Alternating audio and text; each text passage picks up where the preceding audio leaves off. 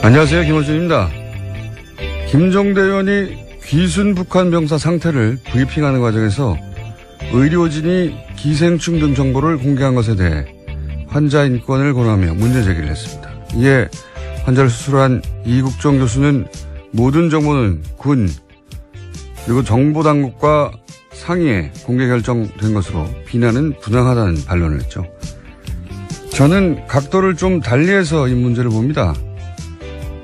과거 서구 제국주의가 동양에 대한 우월성을 확인하고 동양에 대한 지배를 정당화하기 위해서 동양을 비위생, 전근대, 야만의 이미지로 형상화했었죠. 너희들은 그렇게 미개하니 우리에게 당하는 게 당연하다. 오리엔탈리즘이라고 합니다.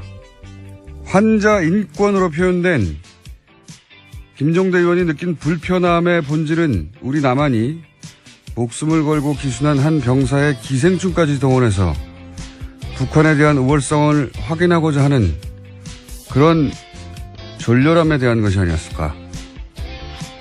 물론 그런 불편함이었다면, 그런 종류의 불편함이었다면 그 비판은 당국과 협의하에 의학적 팩트를 브리핑한 이 교수 개인이 아니라 정보 공개 범주를 정한 당국과 기생충 화면을 대대적으로 보도하며 북한의 비위생만을 강조한 미디어에 포커스 했었다면 하는 아쉬움이 있습니다. 하지만 남한이 우리 미디어가 북한을 상대하는 그 멘탈리티에 대한 문제 제기로는 의미가 있다. 이것도 생각이었습니다. 이게 이렇게까지 큰 논란이 될 줄은. 네, 계속해서 실시간 검색 순위에 있던데요. 여기 잠깐만 하자면, 왜냐하면 굉장히 예리하기 때문에 제가. 시간이 별로 없다고 하셨던 것 같은데요. 네, 이거 하다 끝내면 되죠. 네, 잠깐요. 네.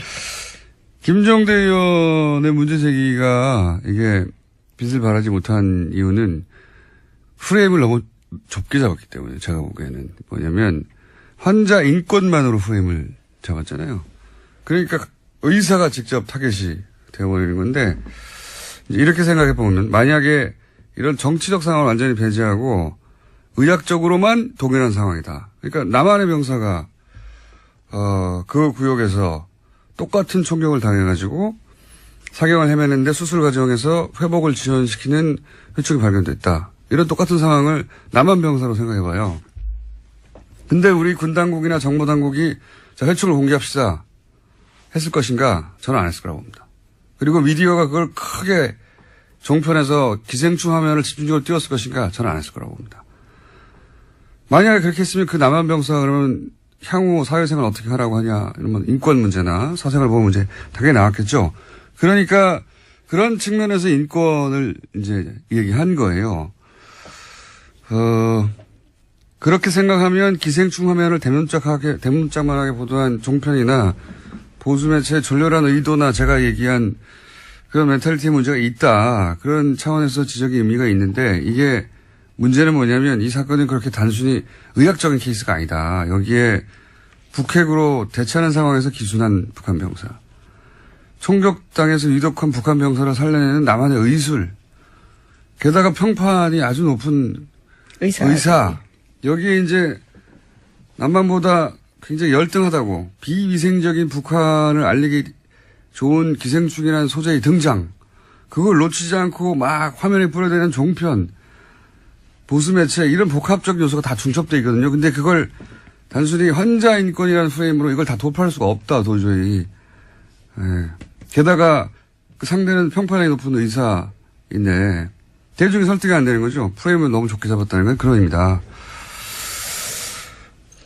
저한테 문의를 하시기 바랍니다. 김종대 의원님.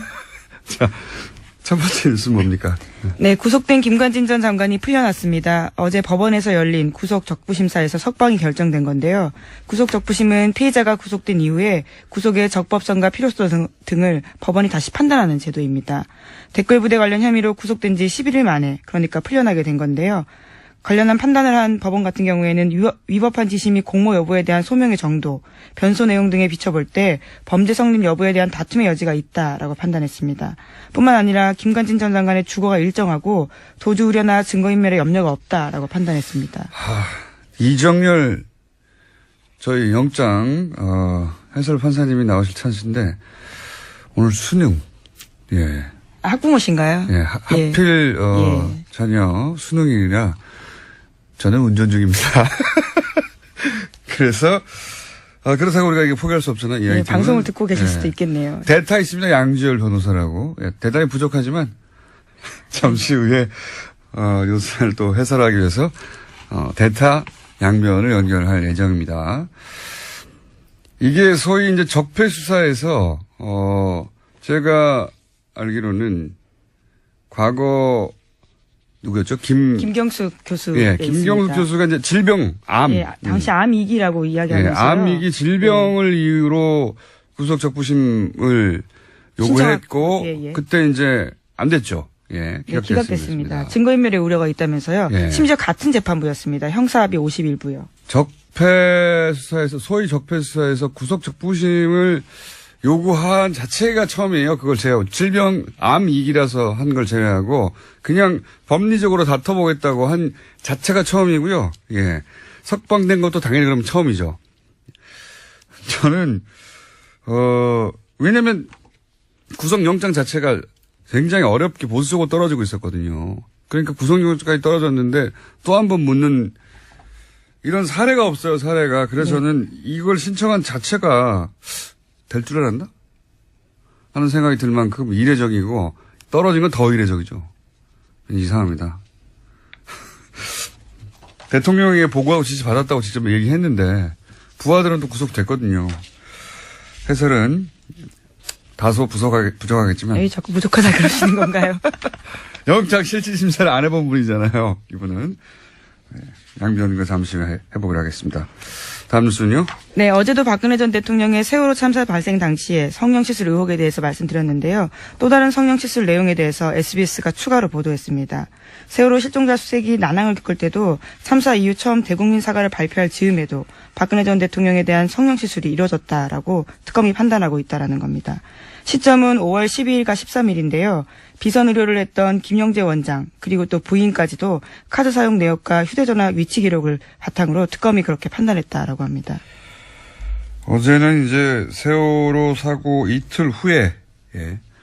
적어도 이틀 후에는 시술을 하는 것이 거의 분명해 보인다는 게 특검의 조사 보고서였는데 그게 공개됐고, 저는 개인적으로는 세월호 사고 당일도, 예, 위험과 관련된 일정이 있었다라고 보는 것이, 그때 일정을 비워두고 있었고 미리. 네, 수요일 날 네. 일정이 없었습니다. 그리고 미용사에게 전날 오지 말라고 통보해 두었고, 그렇다면 사전에 예약된, 그리고 그로부터 9일 동안 미리 일정이 안 잡혀 있었고, 사전 예약된 어떤 미용 관련 일정이 있었을 거라고 강력히 추정하는 바가 있고, 지금 추가적으로 나온 것은 이제 그 이후에 거의 한 달여간 수색을 하고, 그리고 이제 사실 그 당시만 되돌아가 보면 전 국민이 이제 화면을 지켜보며 혹시 추가 그렇죠. 구출이 굉장히 충격받고 있는가, 슬퍼하고. 그다음에 예. 오늘은 수색을 한다, 유가족들 인터뷰하고, 그리고 이제 길에 나가서 뭘 사질 않는다, 사람들이 저녁에 술을 안 마신다, 이럴 정도로 그런 상황이었는데 계속해서 수술을 했다는 거죠. 예. 네, 5월 한 달에만 비선 의사 부부가 최소 5차례 방문했다라는 것이요 특검의 판단입니다. 이해할 수 없습니다. 저는 정말. 하여튼 그런 게 밝혀지고 있는 와중입니다. 네. 다음 뉴스는요? 네, 세월호 관련된 소식 하나 더 전해드리면요. 지난 17일에 세월호 선체에서 유골이 발견됐습니다. 그런데 해양수산부가 이를 은폐했다라는 건데요. 추가 수색 여론이 형성될 것을 우려해서 일부러 그랬다라는 의혹이 일고 있습니다. 5명의 세월호 미수습자 가족들은 이를 모른 채 지난 18일에 시신 없는 장례식을 치렀는데요. 당시 유골 수습 보고를 받았던 해수부 현장수습본부의 김현태 부본부장이라고 있습니다. 이 같은 사실을 세월의 선처조사위원회에 통보하지 않았다라고 합니다.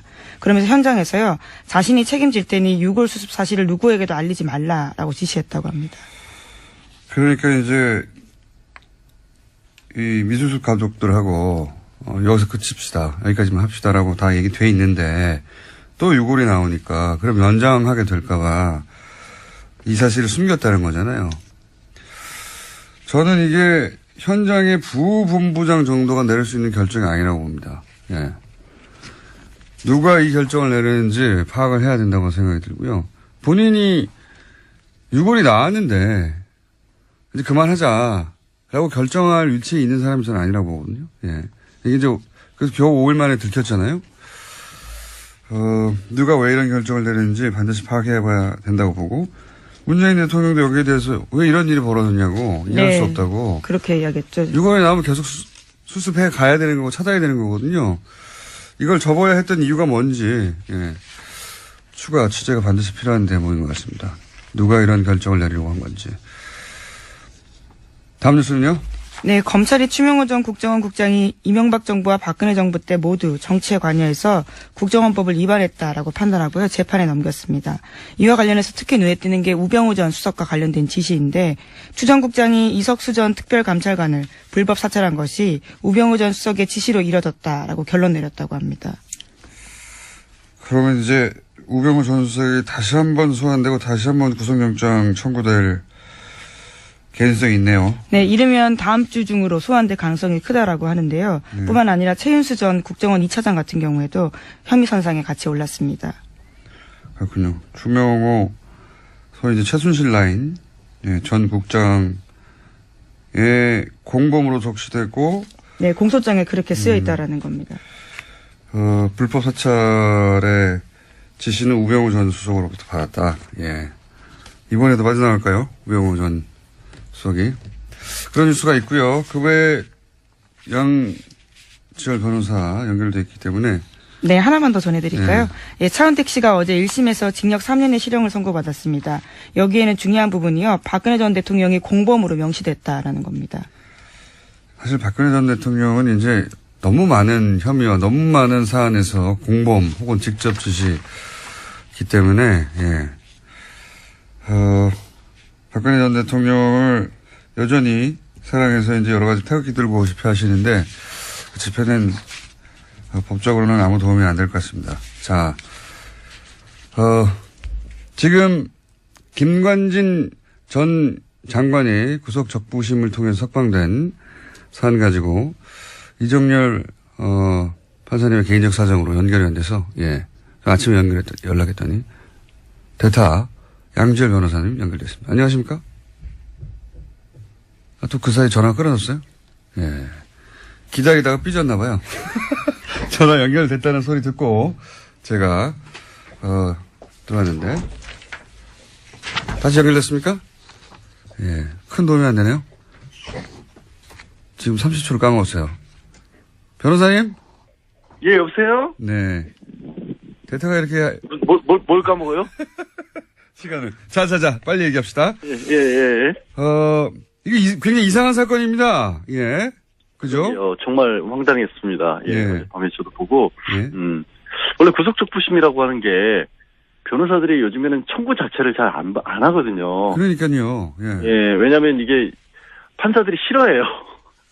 그러니까 구속적부심은 재판에 넘기기 전에 예. 그 전 단계에서 그 전에 영장실질심사를 했던 판사가 영장을 내준 게 잘 됐느냐 못 됐느냐를 보는 거고 판사끼리도 서로 싫어하게 되죠. 그렇죠. 당연히. 그러니까 판사가 싫어한다는 얘기는 뭐냐면 이걸 또 합의에서 보거든요. 예. 그러니까 일종의 항소심으로 보는 겁니다. 네네. 그러니까 이게 판사 입장에서는 아니 이 일을 전문적으로 하는 판사가 있는데 네. 그거를 구속된 지 얼마 지나지도 않아서 기소를 하기도 전인데 갑자기 이게 잘못됐다라고 주장을 하면 당연히 판사들이 싫어할 수밖에 없고 그래서 실제로 실무에서는 중간에 폭력 사건 같은 경우 이런 합의를 받다거나 예. 새로운 상황이 발생할 경우 예. 몸이 많이 아프거나 부모님이 돌아가셨거나 이랬을 때만 신청하는 거고요. 저도 그렇게 알고 있는데 서울중앙지방법원 같은 경우 제가 찾아보니까 작년에 예. 한 170건 정도 신청을 해서 30건이 조금 넘게 나왔어 인용이 됐어요. 네. 그러니까 실제 인용률만 놓고 보면 20%인데 예. 문제는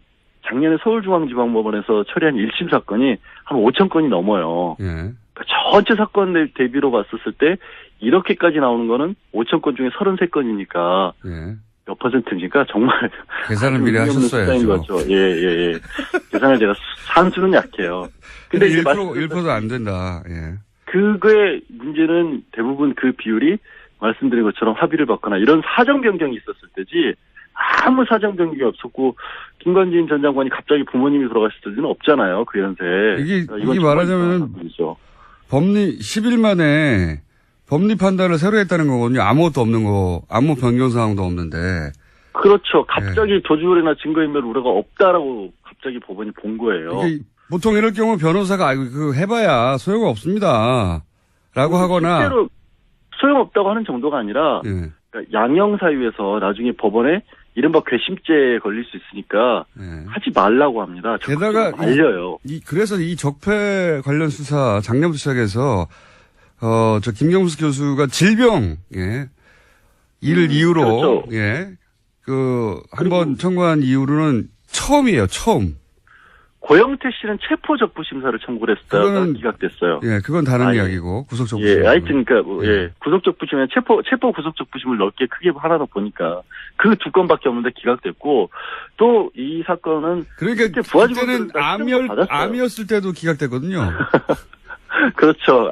뭐 기억하시겠지만 갑자기 이렇게 다 지우고 모자 쓰고 나타났잖아요. 예. 눈썹도 없애고 이런 상황에서 그러니까 정말로 애초에 날 구속시키면 안 된다라는 걸 강력하게 보여줬는데도 구속시켰고 이후에 또 진단서까지 첨부를 해서 정말 심각한 상태라고 했는데 결국에 안 풀어졌거든요. 예. 그러니까 구속이라고 하는 것 자체가 2008년 이후에 급속도로 줄어들었어요. 그러니까 구속이 줄어드니까 구속에 대해서 적부심사 청구하는 일은 정말로 줄어든 거죠. 인용도 잘 안 되고. 적폐 근데 수사 갑자기- 관련해서는 아무도 신청을 안 했다니까요. 질병위에. 안 할 수밖에 없는 게, 밑에 지금 김관진 전 장관 같은 경우에는 그때 국방부 장관 했을 때 부하직원은 실형까지 받았거든요, 벌써. 그거를 그리고 내가 지휘를 했노라는 걸 본인이 인정을 한 상황인데, 대통령이 그래서- 예. 그래서 그 위에, 이제 지금 얘기한 것처럼 이명박 전 대통령이 지시를 받고 있다는 얘기까지 했기 때문에, 그러면 상식적으로 이명박 전 대통령 수사와도 직결되는 문제인데 그거를 갑자기 아무 특별한 사정 변경도 없이 구속 사유가 없어졌다고 보는 거는 정말 이해하기 어렵죠. 저는 지금까지 쭉 이야기한 대로 청구 자체가 이상하고 그래서 이거 이미 신청할 때 인용될 줄 알았나? 이렇게 생각이 들 만큼 이상한 일이다. 저는 바보 됐어요. 절대 어제 그럴 일이 없다고. 네. 기자분들이 여러 번 전화를 했었는데 절대 그럴 일 없다고. 왜 하는지 그러니까요. 모르겠다고. 네. 네. 저도 그렇게 알고 있었는데 더 깊이는 양 변호사님께서 대답할 수준이 안 되기 때문에 아니 새벽에 지금 전화 걸어서 뭐 하는 짓입니까 이게. 판사를 안 해보셨기 때문에 기본적인 사항은 충분히 저희가 이해했습니다. 저도 그렇게 생각하고요. 예. 네. 알겠습니다. 네, 대타 고생하셨고요. 다음 스튜디오에서 곧 뵙겠습니다. 감사합니다. 네, 고맙습니다. 맞습니다. 빠르 이어가지고 또 짧게 그것마저 알려주면 리얼미터 권순정 조사 분석실장 나오셨습니다. 안녕하십니까. 네. 빨리 가죠. 네네. 숫자 딱딱딱. 네, 대통령 지지율이 다시 올랐습니다. 1.5%포인트 오른 73.1%고요. 부정평가는 22.3%입니다. 60대 이상 TK 보수층에서 상당히 많이 올랐어요. 60대 이상 TK 같은 경우는 50%대였는데 60%대 올랐고요. 보수층 같은 경우는 이제 북핵 이후에 상당히 많이 빠지면서 부정평가하고 긍정평가가 많이 떨어졌는데 지금 초박빙으로 좁혀졌습니다. 그래서 전반적으로 봤을 때 지난 한 주 지나면서 구여권 지지층이 재결집 조짐을 보이고 있다. 그렇게 봐야 될 것 같습니다. 일간으로 봐도 71.5, 73.3, 72.8 이렇게 올 하수 이렇게 변했습니다. 저는 최근 6개월, 7개월간의 문재인 대통령 지지율을 보면서 다들 이제 6개월 정도 지나면 꺾이게 될 것이고 또 뭐 여러 가지 사안들 나오면 주저앉게 될 것이고 이때까지 이제 대통령들의 지지율이라는 게 그랬으니까요. 다른 나라도 그렇고 보통.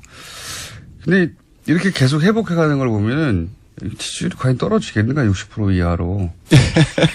그런 생각이 들 정도로 굉장히 고탄력입니다. 사실상 모든 정부에서 이렇게 하방 경직성, 상승 경직성이 있으면 계속 떨어지기 마련이거든요.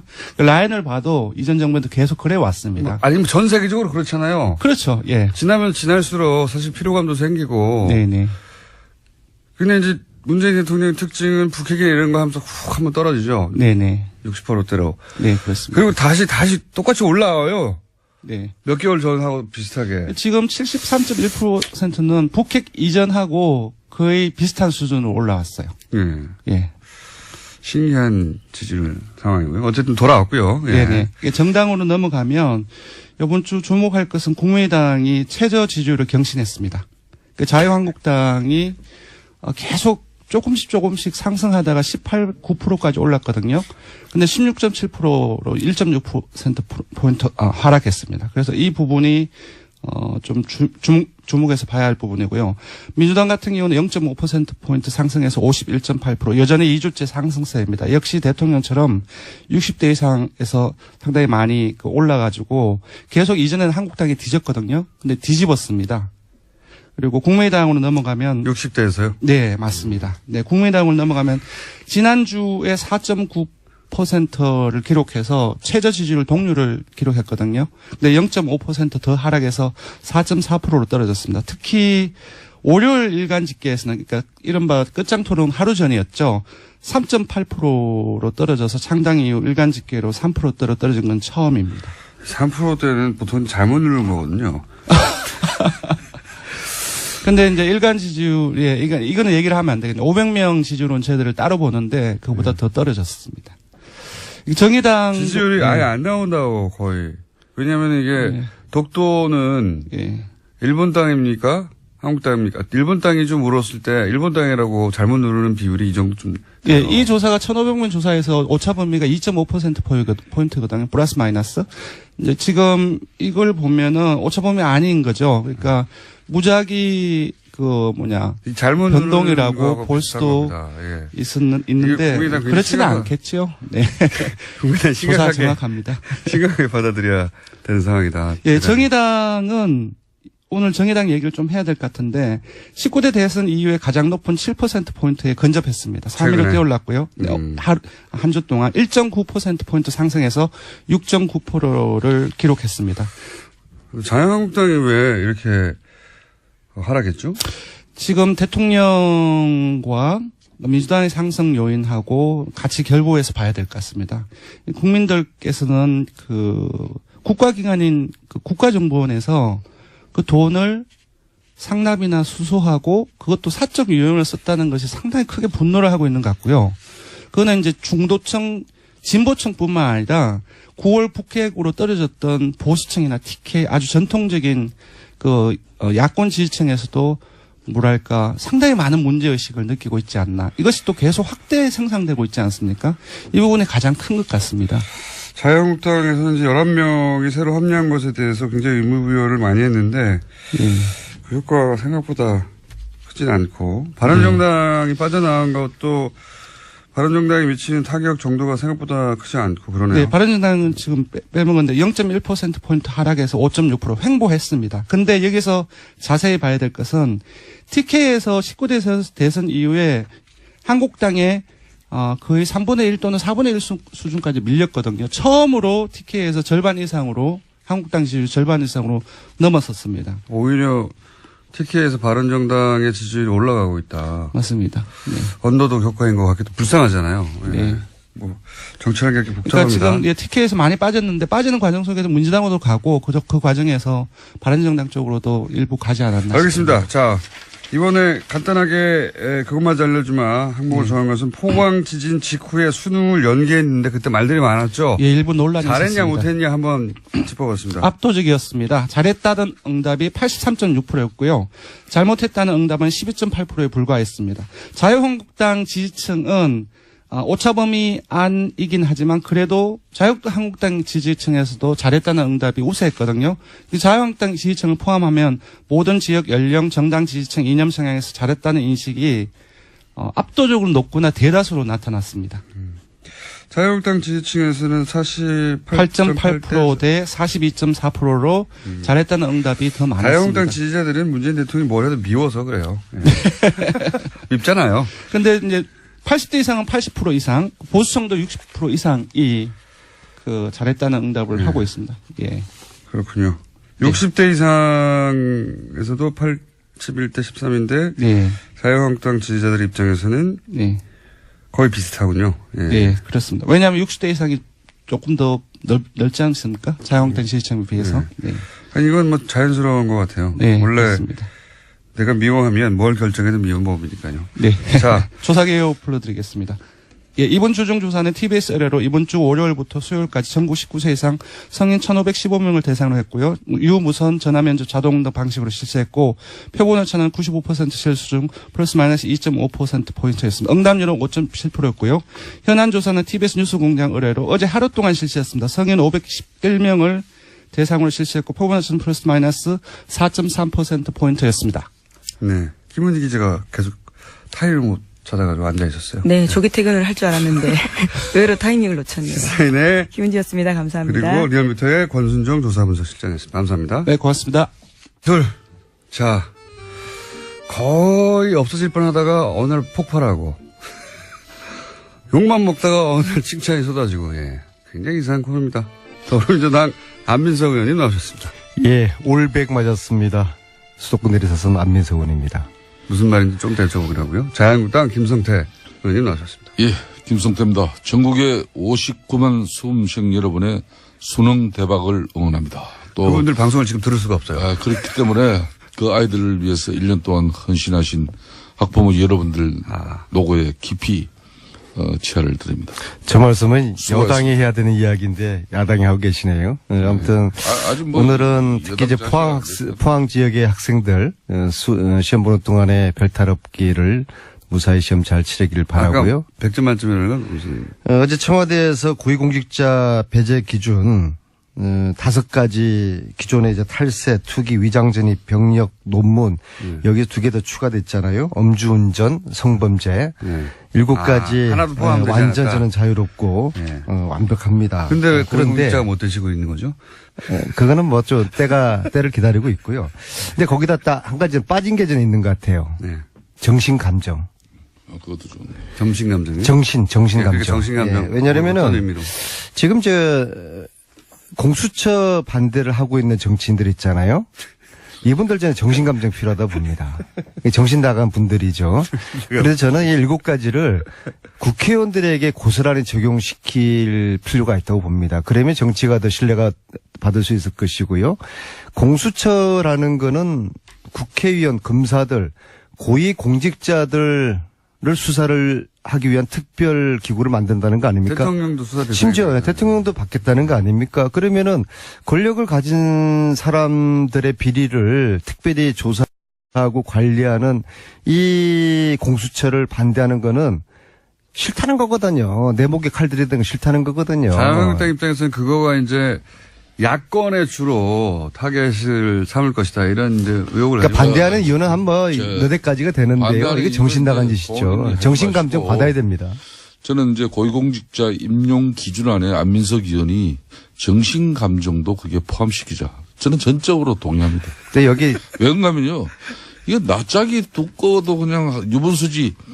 대통령 공약으로 내걸어서 대통령이 되면은 이 5대 비리 배제의 원칙을 가지고 공정한 인사를 하겠다. 이렇게 천명해서 대통령 된 사람이 근 지금 현재 195일 동안 근 7개월 동안에 이 내로남불 인사들 이 부적격 인사들 줄줄이 임명했던 청와대가 지금 아주 이제 공정하게 인사 다 억지로 다 하고 나니까 고위공직자의 임용 기준을 발표한다는 게 이게 가당키나 한 말입니까? 참, 한 일주일, 열흘이라도 있다가 해야지 말이야. 사람들이 철판을 깔아도 이만저만 철판을.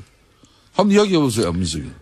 김성태 아니. 의원은 본인 목에 칼 들이대는 공수처를 이제 반대하시는 저런 논리는 아니, 지금. 정치가 제가 이전에 이제 박쥐 정치 이야기했잖아요. 박쥐 안민석이 정치 형님. 말고 갈치 정치라고 들어봤어요? 정치를 갈치라는 생선은 동료를 먹고 자라요.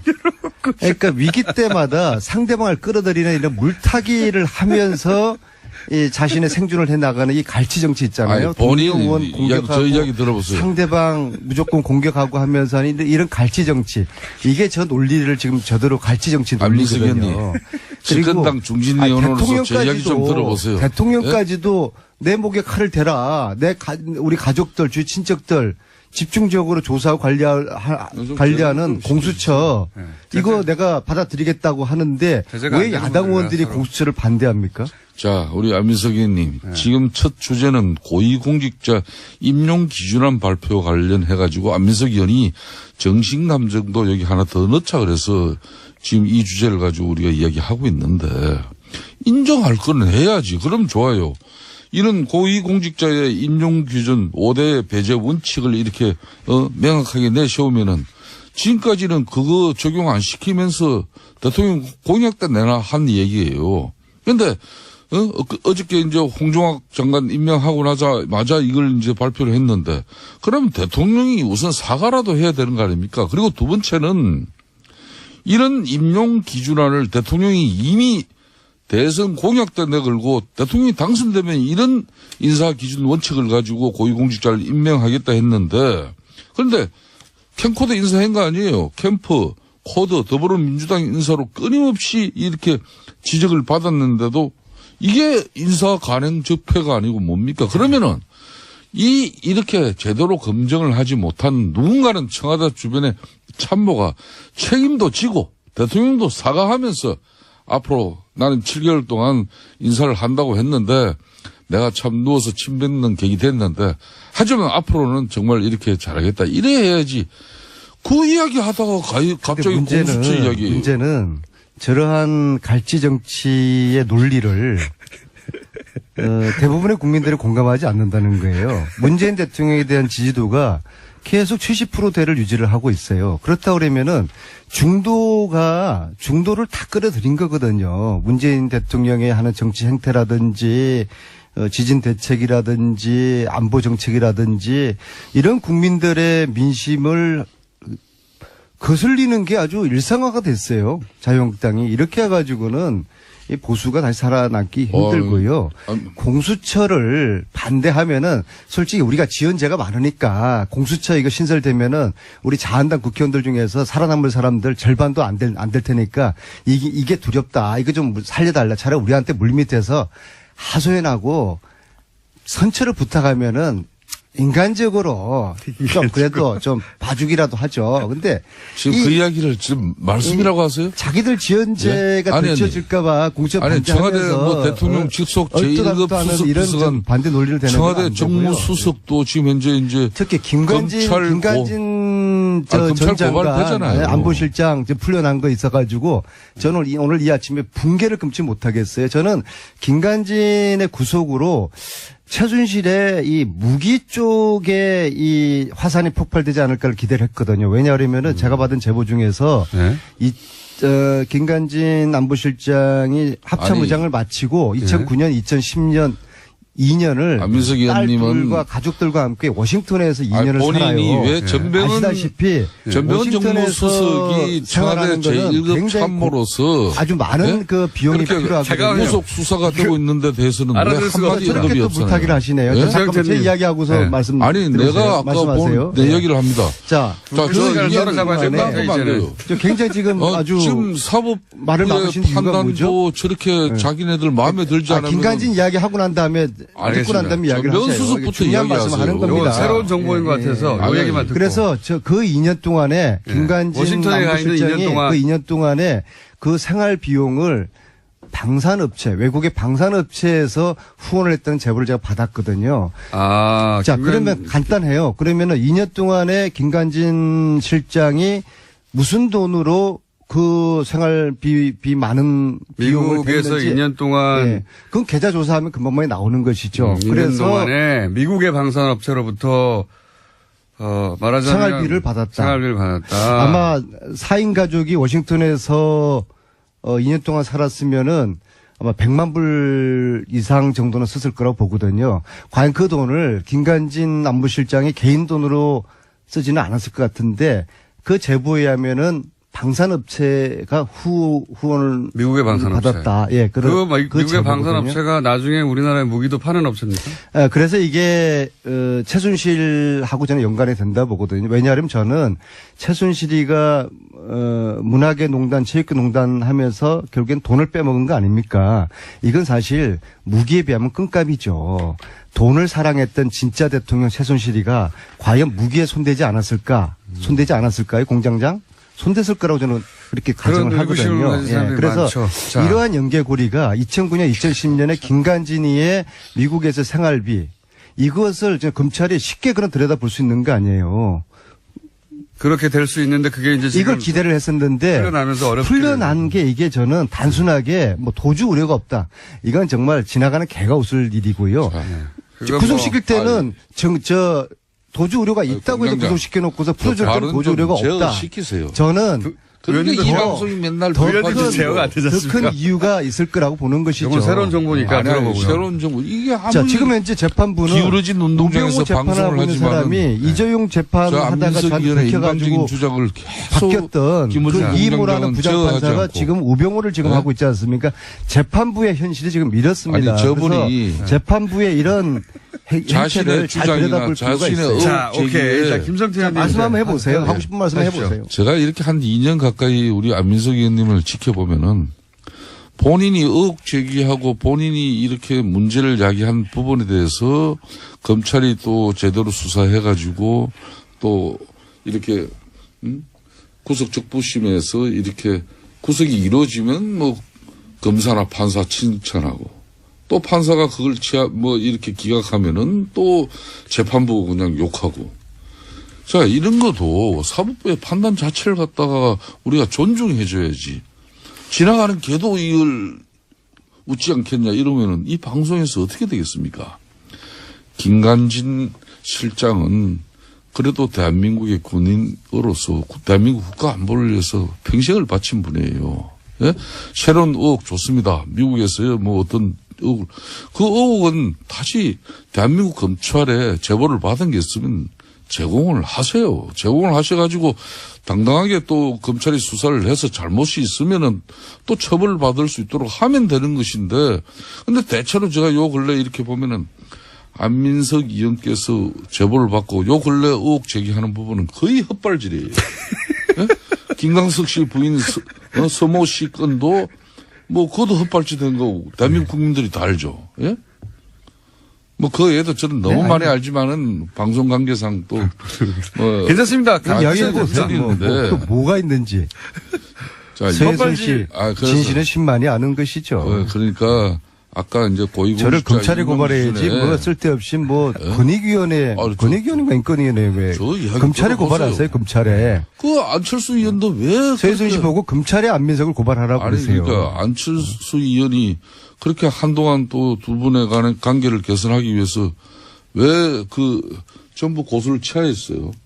근데 얼마 전에 다시 또 고발했잖아요. 안철수 쪽에서. 안철수 의원을 얼마 전에 만났는데 이건 자기가 납득하고 이해가 되지 않는 정치 행위를 한다는 거예요. 서로 이해가 안 가는. 안철수 대표가 저를 이해를 못 한다는 겁니까? 제가 우연찮게 국회 본회의장 로텐도홀 밑에서 만났는데 그 얘기를 하더라고요. 그래서 제가 하는 이야기는 아니 말 한마디 최순실 재산 환수 그 몰수 특별법 국민당이 소극적이다라고 이야기를 한 그것이 안철수 쪽에서 저를 검찰에 고발할 만한 그런 문제입니까? 그렇게 하면은 국회의원들 그냥 뭐 밤낮 고발 당하는 것이죠. 제가 이야기한 거는 국민당에서 아무런 액션이 없으니까 소극적이라고 이야기를 한 건데, 근데 작년 11월 달에 자신들이 그 특별법을 당론으로 발의했다고 그러더라고요. 공장장. 알고 계셨어요? 지금 그 얘기는 몇 번이나 몰라요. 하셨기 때문에. 아무도 몰라요. 예. 아무 일도 하지 않았으니까. 안철수 그래서 소극적이었다고 예. 이야기한 것이 검찰에 고발을 당할 그런 사안입니까? 자, 세 번째 검찰 고발을 당하고 있어요.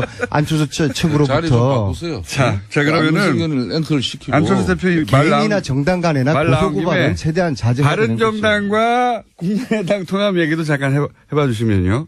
1, 2당의 입장에서 이 지금 3, 4당 간의 통합 논의에 대해서 어떻게 보십니까? 기본적으로 저는 네. 남의 집안일에 이러쿵저러쿵 하고 싶은 생각은 전혀 없지만요. 항상 해왔었죠.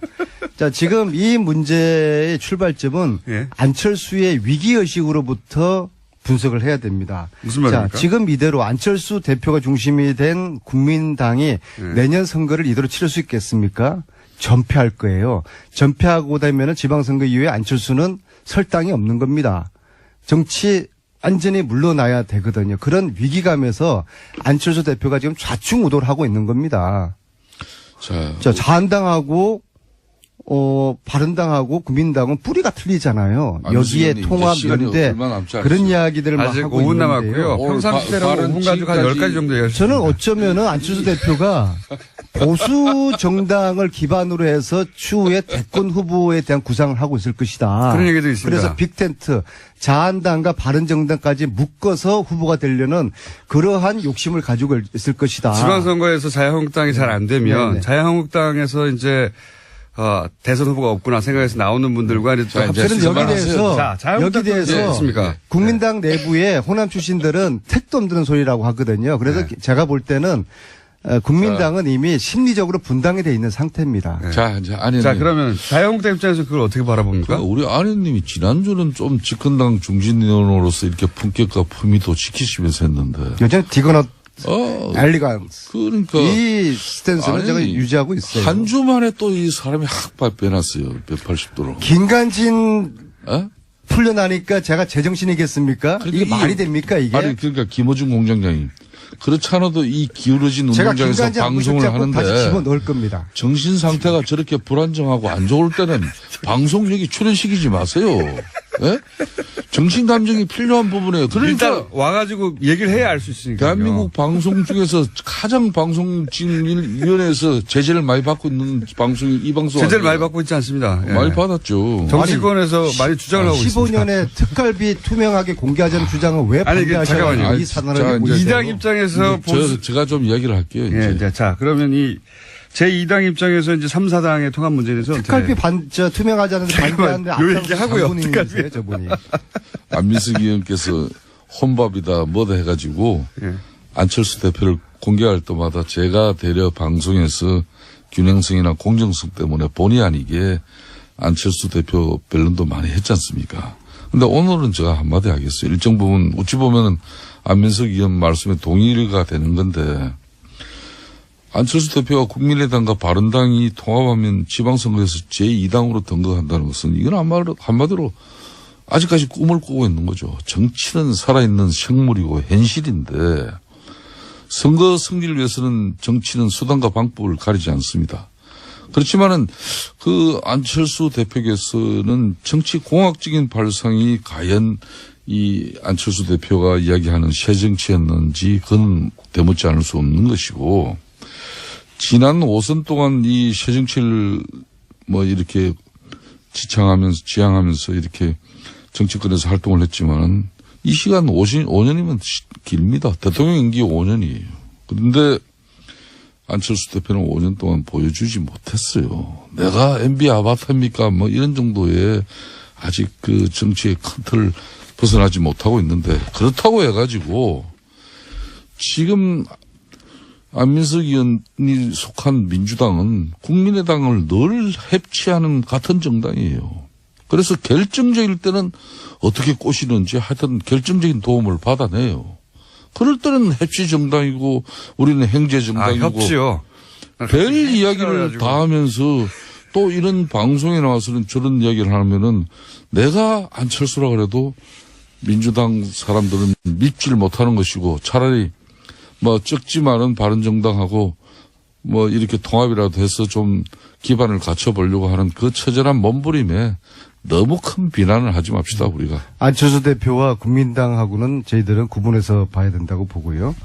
하여튼 남의 집안 이야기 그만하고요. 저는 왜 그 새누리당과 남의 집안 김성태 얘기만 하시지 당시에 않습니까, 사실? 저하고 같이 15년도에 이맘때 예결위 간사를 함께 했잖아요. 네. 왜 특수활동비를 좀 줄이고 홍준표 대표 특수활동비 이거 어떻게 공개하자는 합니까? 이야기를 그 주장을 왜 반대했는지 하고요. 홍준표 대표 역시도 지금 갈치 정치를 하고 있는 겁니다.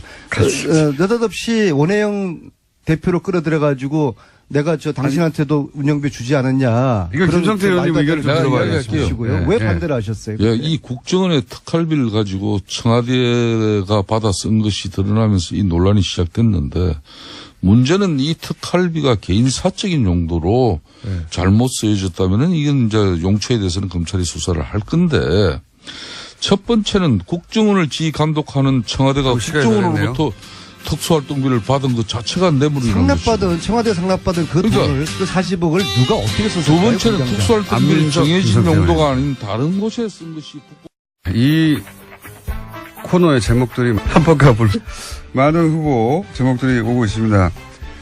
지금까지는 지난주까지 가장 높은 호응을 얻었던 적과의 빡침. 자, 이 방송하는 사이에도 계속 보내주십시오. 이 코너의 제목 후보 박지원 전 국민의당 대표 나오셨습니다. 안녕하십니까? 안녕하세요. 네. 뭐 다른 이야기도 많지만 이게 뭐 초미의 관심사였기 때문에 끝장 토론 얘기를 일단 잠깐 하지 않을 수가 없는데 끝장 토론을 하고 나서 이제 대표님이 어제 평화방송에서 통합 찬성은 9명에 불과하다. 예. 이렇게 말씀하셨더니 최명길 의원, 이제 안철수 대표하고 이제 찬성, 통합파라고 분류되는 분이죠. 이분은 아니다. 연대, 유보, 찬성 합치면 이분들이 20명이 넘는다, 오히려. 그런데 잠깐. 예. 이 공장장께서는 네. 이 방송에 출연시켜놓고 네. 그냥 안철수 국민의당을 분당시켜버리려고 하는 그 기도를 잠깐 중단하고 예. 그래도 집권 여당 또 문재인 대통령이 잘하는 것은 박수를 쳐야지만은 예. 잘못하는 것은 야당으로서 지적도 해야 된단 말이에요. 물론이죠. 그러니까 오늘의 그거부터 발언권은 먼저 주세요. 네, 알겠습니다. 저한테. 네. 그러지 않으면 제가 공장장을 해임합니다.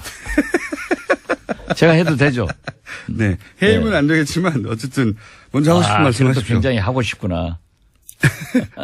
대표님이 해임을 결정하신다고 이제 해임이 되는 게 아니니까. 네. 제가 방송 허락했으니까 그 정도 권한은 가지고 있어요. 알겠습니다. 예. 그러는 걸로 하고. 산들바람은 불어도 봄날은 갑니다. 예, 그런 셈 치고. 예, 문재인 자, 대통령이 지금까지 잘해 왔는데 뭔가 마음에 안 드시는 저는 부분이요. 문재인 호에 예. 빨간불이 들어오기 시작했다.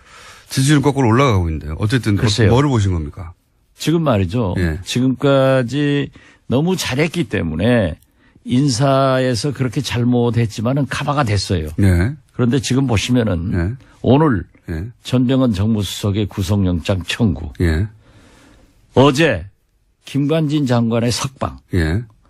이런 건 벌써 적폐청산에 빨간불이 들어오기 시작하는가 하면은 예. 지금 이 지역 밑바닥을 가면 예. 최저임금 예. 인상 문제로 식당 등 자영업자들이 부글부글 끓고 있어요. 예. 또 비정규직. 특히 나는 깜짝 놀란 게 문재인 정부에서는 이래서는 안 됩니다. 예. 세월호 6호를 찾아놓고 예. 미수습자 5 가족이 장례식 할 때까지 예. 숨긴 거. 예. 이건 그- 완전히 그거 도덕성에 굉장히 잘못된 결정. 굉장히 잘못됐습니다. 근데 문재인 정부. 그래 배신감을 느끼고요. 자꾸 네. 제 말을 꺾지 마세요. 예, 알겠습니다. 홍정학 중소벤처기업부 장관 그 문제가 있던 것을 네. 임명해놓고 가로놓게 인사 7대 원칙이다. 예. 여기에 지금 발표한 것 역으로 해봐도 해당될 사람이 거의 없어요. 그런데 예. 더 가관은 문재인 대통령이 대통령으로서 말씀 조심해야 됩니다. 보세요. 지금까지 인사청문회 부적격된 사람이 일 잘하더라.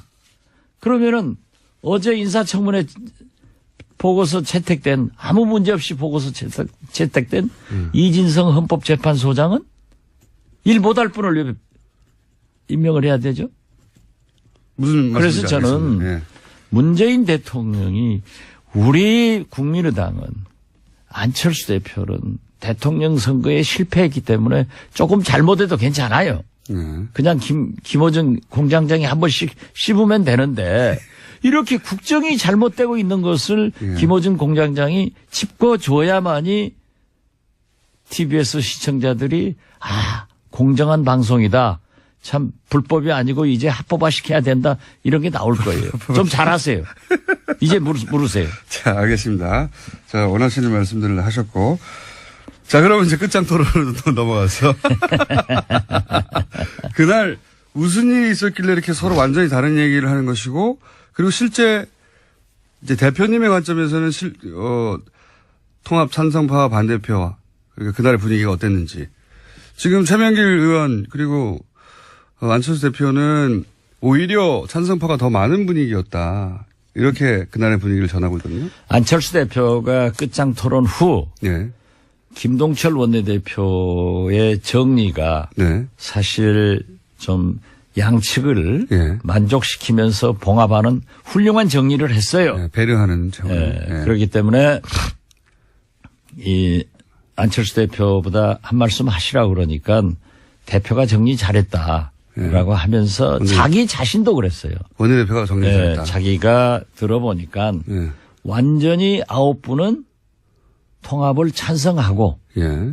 좀 중립적 이치에서 이러지도 이런 말 저런 말 양비론적 양실론적 얘기한 사람도 있고 네. 반대한 사람들이 약간 많다. 예. 약간 이런 많다. 얘기를 했어요. 약간 많다. 그런데 그게 이제 안철수 대표의 현장에서 그렇죠. 얘기죠. 예. 그리고 대체적으로 예. 저도 여기 가지고 있습니다. 저도 이렇게 다 기록을 했어요. 그날 무슨 말이 나왔는지. 네, 제가 대변인을 수십 년 한 사람 아니에요. 또 이 수첩을 보면은 네. 누구든지 떱니다.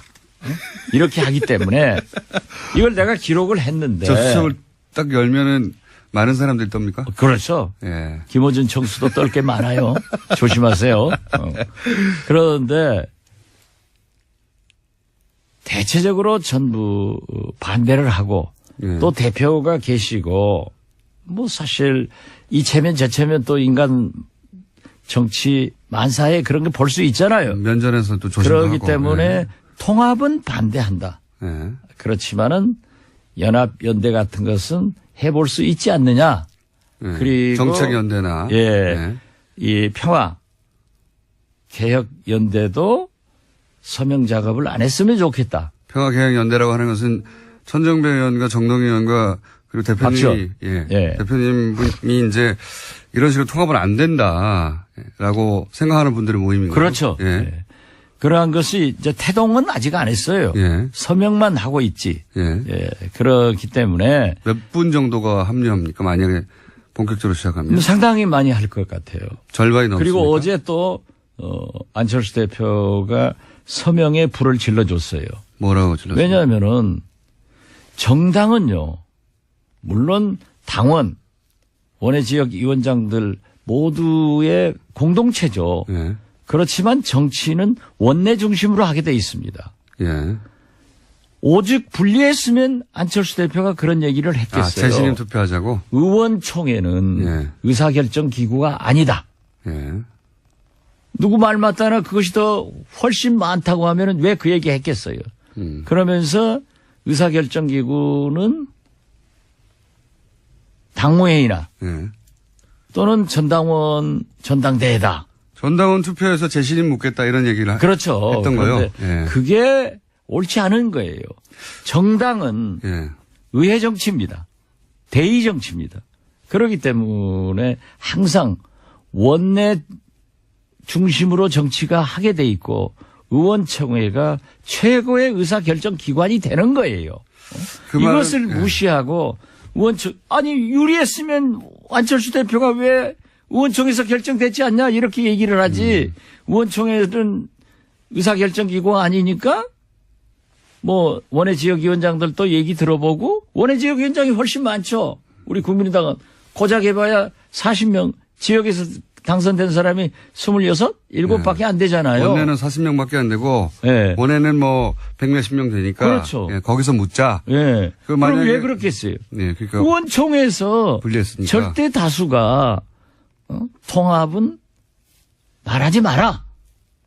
그 대신 평화정책연대도 서명 작업하지 마라. 이런 거였어요. 이걸 갖다가 훨씬 통합에 찬성하는 사람이 많았다. 그러면 거기서 결정됐다고 주장을 해야지 왜 오늘 원외지역위원장 회의를 해야 되고 또 당원 투표를 하자. 당원 투표는 그게 없어요. 의견을 참작할 뿐이지 전당대회에서 결정하게 돼 있어요. 사실 그 말은 2년 전에 안철수 대표가 사실은 지금 대표님이 하신 말씀은 2년 전에 안철수 대표가 당시 문재인 민주당 대표에게 했던 얘기입니다.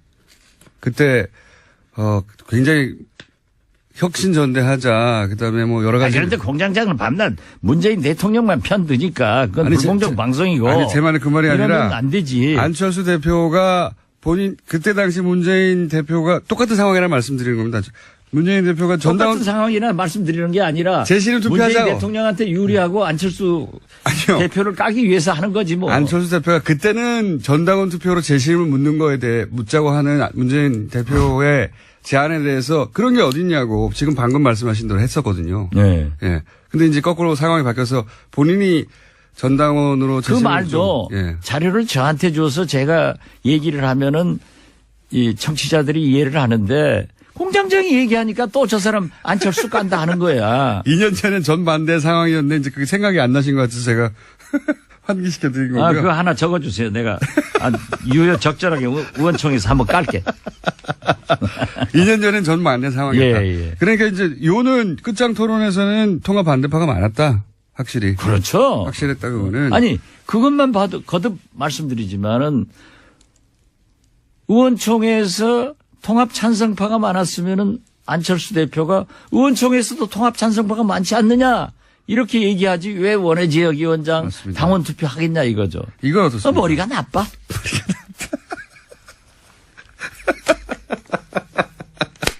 그래서 전응을 하고 있었더니. 한국당에 이런 얘기가 있더라고요. 난 확인한 건 아니까 실명을 안 쓰는데 어떤 분이 친박을 바퀴벌레라고 했대요.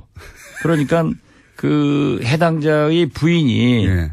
그 말한 사람 부인한테 F킬러를 사다 줬대. 홍준표 대표 말씀하시는 거죠? 뭘, 나 홍준표랑 안 했어요. 홍준표는 이 고소를 잘해요.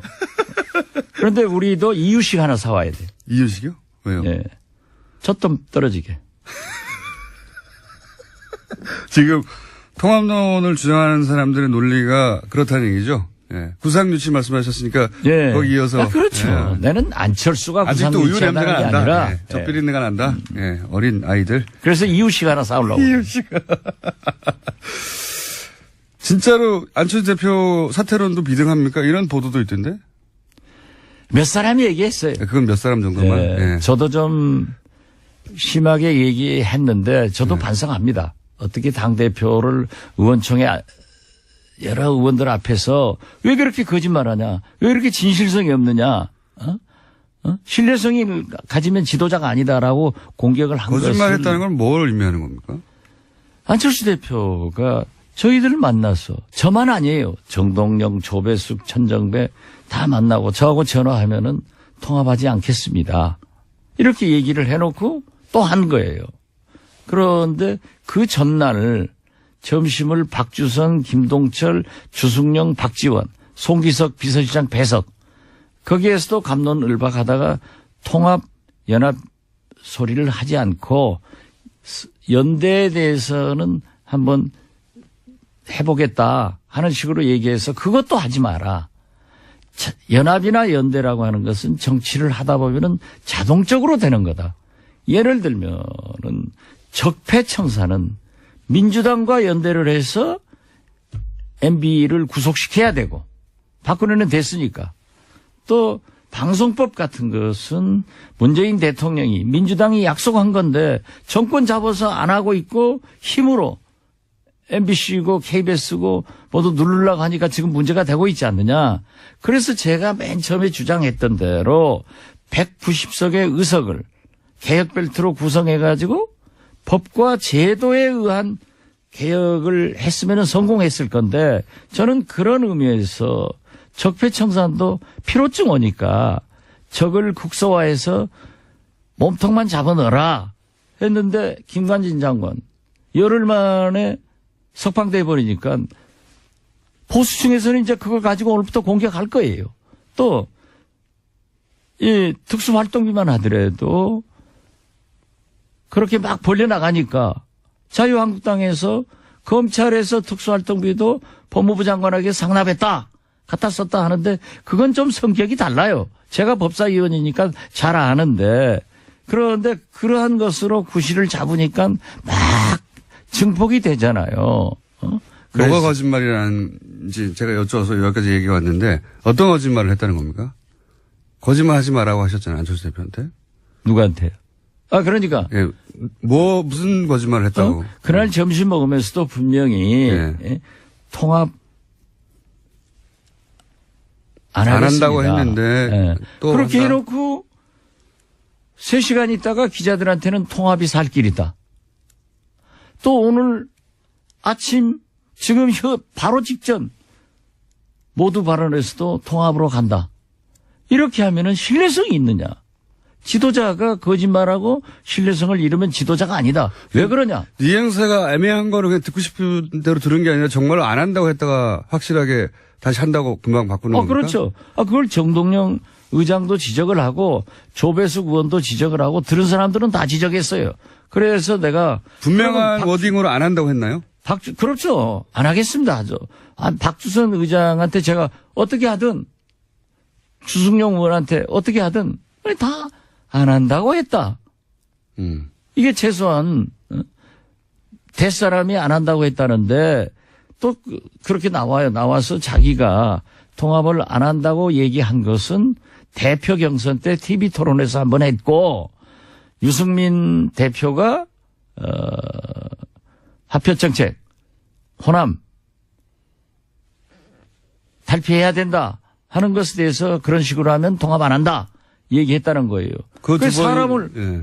앞에다 두고 병신을 만들잖아요. 제가 병신 될 사람이 아니잖아요.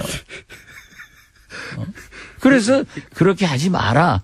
그런 얘기를 저도 심하게 했기 때문에 한겨레 신문에 그냥 제목으로 뽑혔더라고요. 요는 박지원이가 따지니까 예. 이 안철수 얼굴이 불그락 해가지고 안절부절했다 하는데 분명히 사석에서는 안 한다고 했는데 말을 바꾼다 이런 말씀인 겁니까? 그렇죠. 그러니까 안 한다겠다 하고 안 한다겠다 하고 이게 도대체 뭐냐.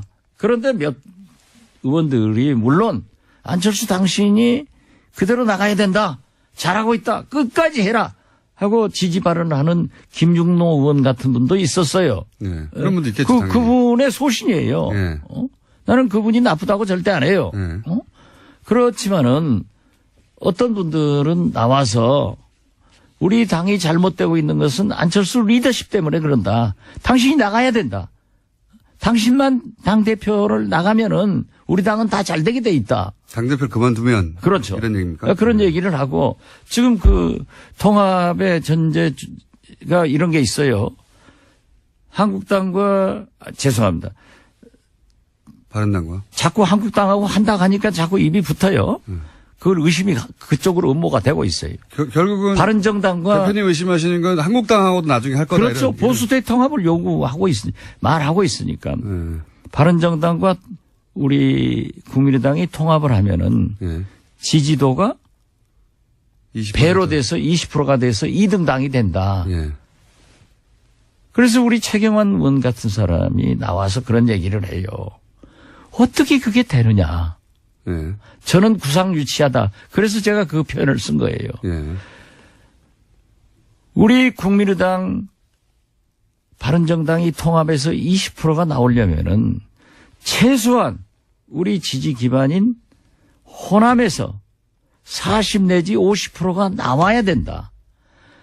통합했다고 해서 대구에서 영남에서 다른 지역에서 20%가 나오겠느냐. 갑자기. 예, 그렇기 때문에 이것은 생각할 수 없는 거다. 정치는 수학이 아니에요. 과학이 아니에요. 의사가 수술하는 게 아니에요. 그래서 그런 것을 지적하고 우리가 그러한 잘못을 지적하는 것은 좋아요. 저 같은 사람이 지적하는 건 좋은데 김어준 총수는 입만 벌리면 안철수 나쁘다. 국민의당 깨야 된다 하면은 불공정 방송이에요. 저는 깨야 된다고 한 적이 없고요. 상황만 전달하고 있는데 그런데 지금도 상황이 나빠요. 지금도 표정이 굉장히 좋아요. 내가 그렇게 얘기하니까. 그런데 안철수 대표는 여기서 후퇴할 생각이 없어 보입니다. 제가 볼 때도 절대 없어요. 그럼 어떻게 됩니까, 그래서 당은? 저는 그때 딱 나오면서 SNS에다 안철수 대표는 계속 통합의 길로 간다. 내 예감이 틀리기를 바란다. 일기예보처럼. 왜 일기예보를 붙였냐면 일기예보는 맞는 게 더 많거든요. 틀리는 게 더 많으니까. 그런데 내 예감이 딱 맞았더라고요. 아무래도 저는 점쟁이해야 될 것 같아요. 아니 근데 그렇게 안철수 대표가 계속 통합의 길로 가면 그러면 국민의당은 이제 앞으로 어떻게 되는 겁니까? 어떤 모양이 그려질 수 있습니까? 그 통합의 길이 옳지 않기 때문에 평화개혁연대에서 서명을 박차를 가하기로 했고 그래서 많은 사람이 또 서명했어요. 국민들에게 기자회견을 해서 밝히고 네. 원외 지역위원장들이 오늘 3시에 또 비공개 토론을 하지만은 원외 위원장들이 참여한다는 것을 우리가 말렸거든요. 네. 말렸는데 확대해 나가겠습니다. 그러면 결국은 지금 박지원 대표님과 천정배 의원과 정동영 의원이 주축이 된 거기도 예. 박지원, 천정배, 정동영은 전면에 서지 않을 겁니다. 어쨌든 그리고 우리 내부에서는 상당히 합리적인 분을 대표자로 결정을 합의를 해놨습니다. 그러면 그런 대표 그러니까 하나의 세력 한 20여 분 정도의 하나의 세력이 만들어지고 저쪽에서는 통합을 계속 한다고 하면 이 당이 어떻게 됩니까? 이분들은 그러면 또 분당시키려고 분당 그 답변 받아내려고 하는데 궁금하잖아요. 어떻게 되는 겁니까? 우리가 예. 평화개혁연대를 구성해서 서명을 받고 예. 원외 지역위원장들에게도 확대를 시키고 또 박지원, 정동영, 천정배는 대표자가 안 된다고 하는 것은 우리가 나서서 하면 안 좋아요. 권력 투쟁으로 비친단 말이에요. 그건 알겠고요. 그렇기 예. 때문에 정체성과 가치를 지키는 그래서 안철수 대표가 통합의 길로 못 가게. 근데 말씀하셨다시피 포기하지 않을 거라고 보시잖아요. 그럼 포기하지 않으면 수적으로 어떻게? 이쪽이 누르면 이기죠. 그리고 의원들이 반대하면 못하죠. 지도자라고 하는 게 천하의 김대중도 DJ도 의원총회에서 부결하면 안 했어요. 지금 뭐 근데 그럴 생각이 없는 것 같은데 저는. 인사청문회에서 부적격 판정 나도 임명 강행하는 문재인 대통령만큼 배짱이 없어요. 그렇게 해서는 안 돼요. 그러니까 안철수 대표가 또 그 얘기는 아무 소리 안 하잖아. 아니 뭐 그건 충분히 비판하시니까 제가 아니, 자기도 비판해봐야지. 제가 정부가 아니니까 대변할 이유가 없잖아요. 근데 아무튼 몸빠야. 제가 궁금한 것은 그렇게 쭉 가면 만나지 않을 것 같은데 쭉 가면 그 다음에 어떻게 되느냐 궁금한 거거든요. 많은 사람들이. 쭉 가서 만나요. 다시 만나요? 예. 근데 이게 지금 현재 포기하지 않을 사람인데 어떻게 만납니까? 아니 지금은 포기하지 않을 것 같지만은 포기하게 만들겠다 이건 거예요? 그렇죠. 그래도 포기 안 하면요? 포기해요.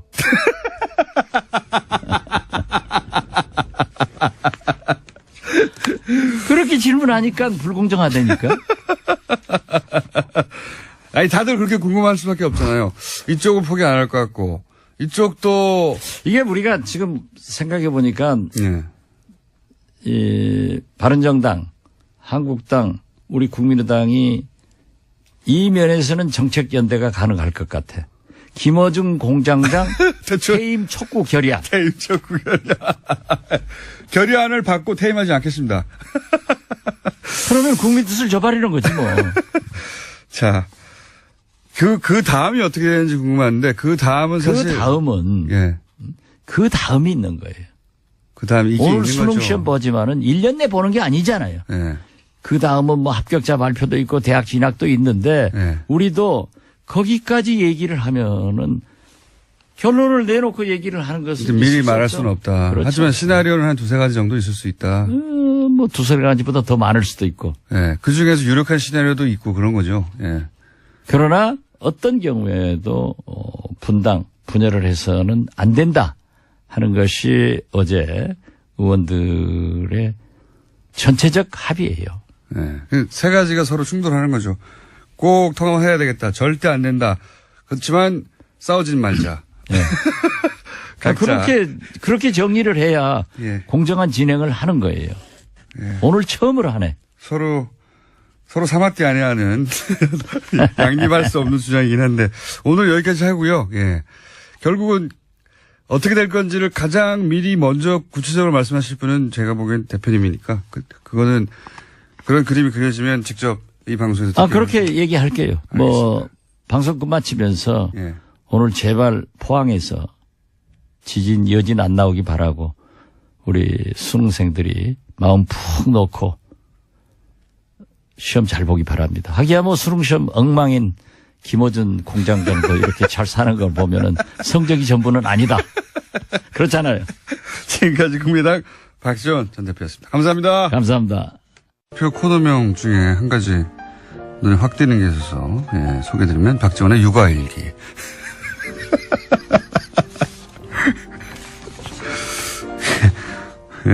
통합파들에 대해서 자꾸 구상유치 이런 표현을 하셔서 이유식을 보내야 한다고. 그래서 육아일기란 문자가 왔고요. 이거 촌철살인이네요. 일주일치 이걸로 한번 가보겠습니다. 육아일기. 그리고 양 변호사님에 대한 문자도 많았고 많았지만 소개하지 않겠습니다. 그리고 내부자 둘에 대한 문자도 물론 많았습니다. 평상시와 마찬가지로 욕 문자가 많았고요. 하지만 희한하게 다 알아듣겠어요. 이런 문자도 많습니다. 예. 두 분의 오디오를 좌우로 분리해달라는 얘기도 많고요. 각자 혼자 말하는데 왜 동시에 나와요? 뭐 이런 얘기도 있고. 그 코너의 성격입니다, 원래. 그리고 이제 온천, 하와이 보내줘라, 사장님. 그런 얘기 많네요. 이런 문자는 저희 사장님한테 직접 보내주세요. 그리고 이제 고3 수능 관련해서 수험생들아 답안 다 쓰고 와. 이런 문자.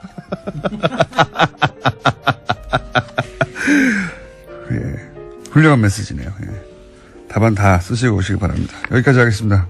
이재명 박사님 나오셨습니다. 네, 안녕하세요. 자, 오늘은 12분. 왜 시간을 재고 그래? 초조하게. 주어진 시간을 확인하고, 다른 시간, 왜냐면 우리가 한 번도 주제를 시간 내에 끝내본 적이 없기 때문에. 아니, 괜찮아요. 여운을 남기시면 아마 다들 공부하실 거예요. 네.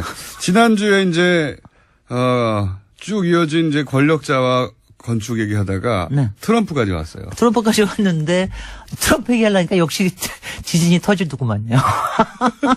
그래서 지난주에는 지진 안전에 관련된 얘기하느라고 트럼프 네. 타워를 얘기를 못했습니다. 네. 그래서 이제 오늘 트럼프에 대해서는 다들 궁금해하시니까. 근데 이 얘기가 시작이 된 거는 왜 시작된 건 다 아시죠? 우리나라의 트럼프 국회 연설할 때 국회 연설하면서 63 있고 롯데 63 빌딩과 롯데 타워가 서울의 하늘을 빛나게 쏘놓고 있다 막 이러고 예찬을 해가지고 그냥 깜짝했죠. 그래서 이 얘기는 한 번은 하기는 해야 되겠다. 그래서 사실 트럼프 타워 자체는 제가 이제 트럼프 타워라고 얘기할 땐 뉴욕에 있는 걸 얘기합니다. 그게 원조죠.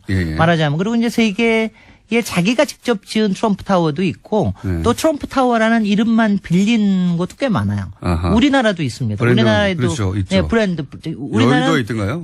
네, 여의도 하나 있는데 트럼프 월드 타워라고 얘기를 했어요. 그래서 이제 그거를 대우에서 브랜드를 꽤 돈 많이 한 700만 불인가 주고 사가지고 트럼프 월드 타워 쓰고 한 6, 7개 썼습니다. 쓰고 난 다음에 이제는 괜찮은지 더 이상은 이제 안 쓰고. 그래서 트럼프가 대통령이 되기 전에 한 10여 년 전일 거예요. 우리나라에 한 2번인가 왔습니다. 그 2번인가 왔을 때 63 빌딩에 이 사람이 굉장히 꽂혔었나. 왜냐면 그게 여의도에 있잖아요.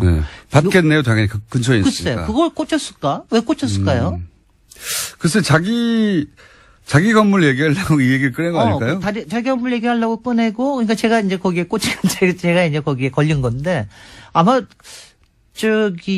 반짝반짝해서 끌리지 않았을까? 63 빌딩이요. 금빛을 좋아한다고 금빛을 하니까. 굉장히 좋아해요. 그러니까 트럼프 타워 뉴욕이 왜 그렇게 유명하냐 하면은, 사실 트럼프 대통령 되기 전부터 유명했습니다. 이게 그렇죠. 말하자면은, 80년대에 이른바 신자유주의, 그다음에 또 무슨 세계 자본주의 이런 게 일어나면서 새로운 개발들이 일어났거든요.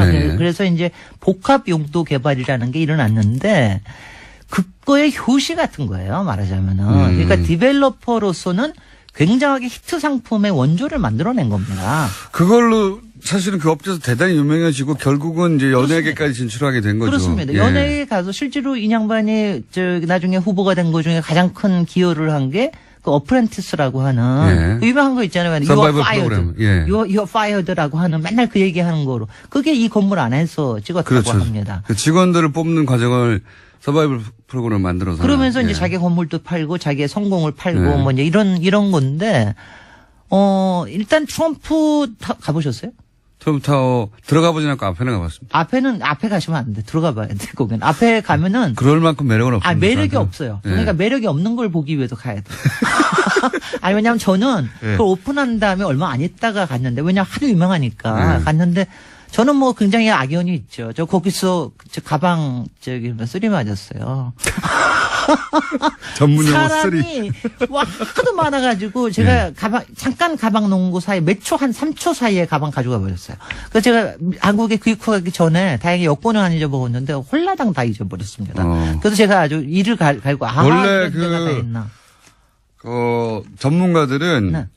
그렇게 사람이 옆에 있을 때 가져갑니다. 그럽니다. 그렇다고 그럽니다. 이제 나중에 얘기를 왜냐하면 하니까 귀중한 걸 옆에 두거든요. 바로 그거예요. 예. 그러니까 제가 이제 거기를 가게 된 거는 하도 유명하고 그러니까 한 번은 보여줘야 되겠다. 그래가지고 갔는데 정말 들어가면 트럼프 타워에 이게 이제 일단 팩트부터 58층이에요. 한 202m. 63빌딩보다 약간 작습니다. 네. 지금 뭐 미국에서도 꽤 높은 건물 중에 하나고 그리고 바깥은 이제 조금 시커먼 조금 시커먼 색으로 되어 있는데 안에 들어가면은 소위 우리말로 하면 이것도 전문 용어인지는 모르겠는데 삐까번쩍하다는 말이 있잖아요. 그 정도야 그러니까 뭐. 들어가면은 예. 완전히 삐까번쩍합니다. 그러니까 안에는 다 브레스를 노쇠를 써가지고 번쩍합니다.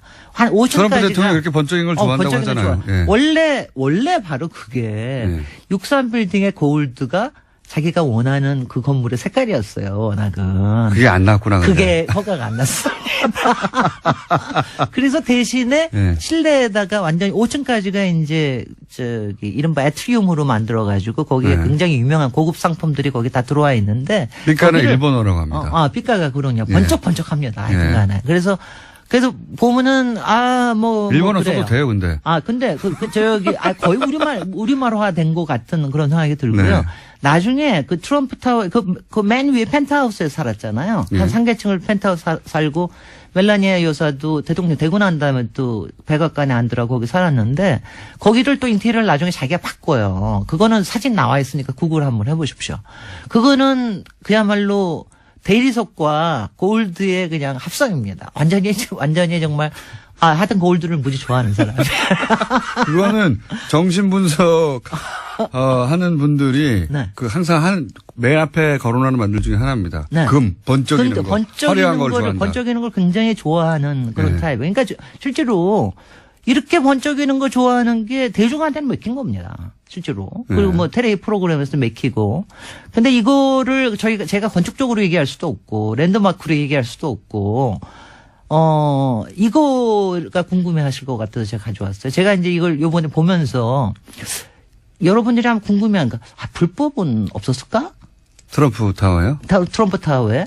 없었을까? 이런 거 궁금하지 않으세요? 아니. 글쎄 뭐 있었을 것 같아요, 저는 그냥. 아니, 근데요. 네. 놀랍게도 없습니다. 그래요? 놀랍게도 불법이라고 하는 게 개발에 관련된 불법이 없다는 게. 그래서 제가 그게 세금과 관련해서는 불법. 미국과 네. 우리의 차이, 그의 차이 또 이제 트럼프와 이명박의 차이라고 제가 생각을 좀 하긴 하는데, 그러니까 일단은 본인 이름을 다 걸었어요. 모든 거에. 자기가 개발을 할 때도, 땅을 살 때도 트럼프와 트럼프 오거니제이션이라는 거 하고 이름을 다 걸어가지고 다 했고, 뭐 수는 당연히 걸립니다. 이런 거 하다 보면 여러 가지 수도 걸리고 뭐 저걸 하는데, 일단 개발에 관련된 비리는 없었습니다. 오히려 뉴욕시에서 인센티브라는 게 이제 거기 아트리움이라고 5층, 당시는 그런 게 없었거든요. 5층까지 하는 동안에 그거를 믹스드 유스로 하면서 그걸 일반한테 공개를 하는 대신에 10층을 더 올리게 해줘요.